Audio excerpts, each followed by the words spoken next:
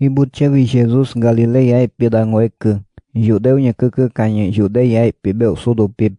Ishanye Jesus au kau je, imen peye Judeia epidangu je in Jesus. Judeu nya petawapu sanai. Cepet tabung cicau sanai. Sijap mung ekipu sudup. Sijap pedubdumu sudup pipinyo epet tabima. Nya beje ikit pinyo je kawan Jesus seje. Hejem cejut cewi iu Jesus pe. Judeia epikai je iu Aung bacap cie jomong au kaya nye tabut pe. Hisyanya be. Teke yang baca jija iu Ibarem iu je shipan jewe mowen pin pima.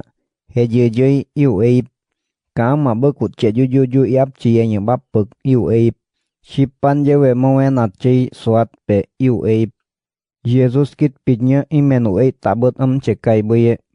Ceng ima beku jam petakai iu Jesus. Ceng ma bitei jam suat ceng mai jam. Deus kai emanya kai takumaip. Hukai bitit takumaji jaip.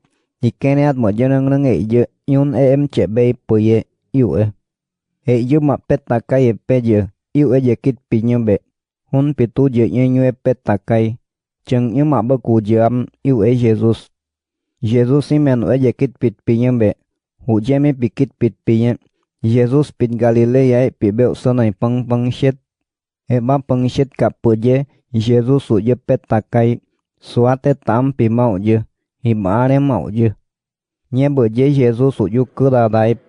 Judeu nye kekekanya. Peta tam pi mau ju kudadaip.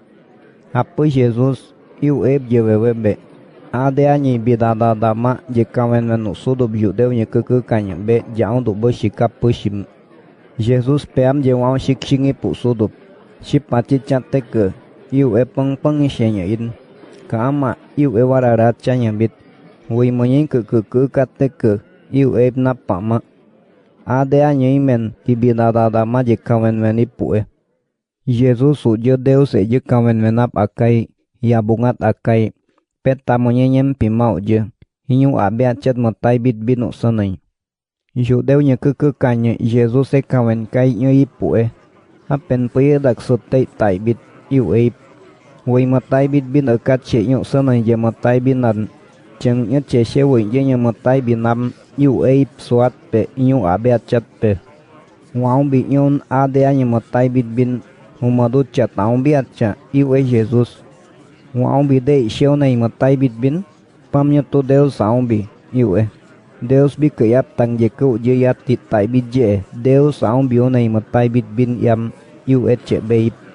Penganya Deus aung bi nya ijo diat motai bit bin. Jaung bi aca. Ceng nyai motai bit bin ip. Shipa no mowen cie pe iye mip nya jujui bi nya be. Wararat canya bit Deus aung bi ijo diat motai bit bin. Je madut ca taung bi.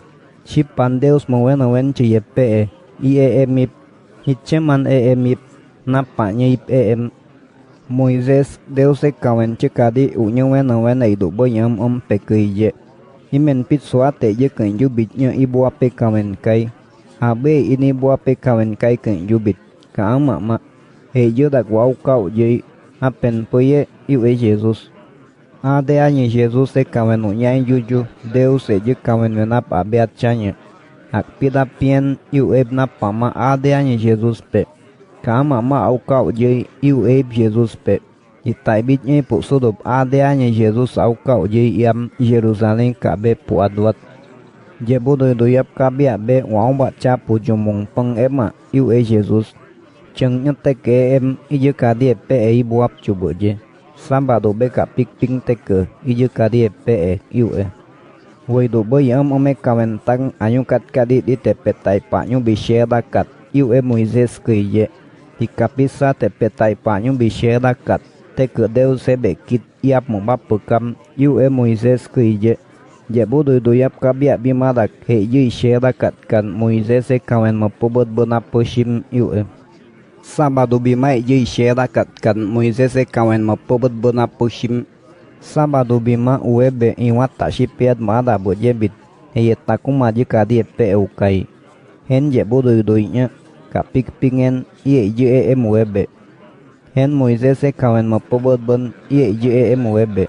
Y keneat mo jarang en ye je em webe yu e Jesus.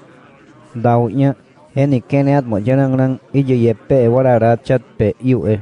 Tain bete ki keneat mo jarang yan e je em. Che cứ ame ye tại bit pima. Hen y keneat mo jarang y nhân je yepe yu e Jesus.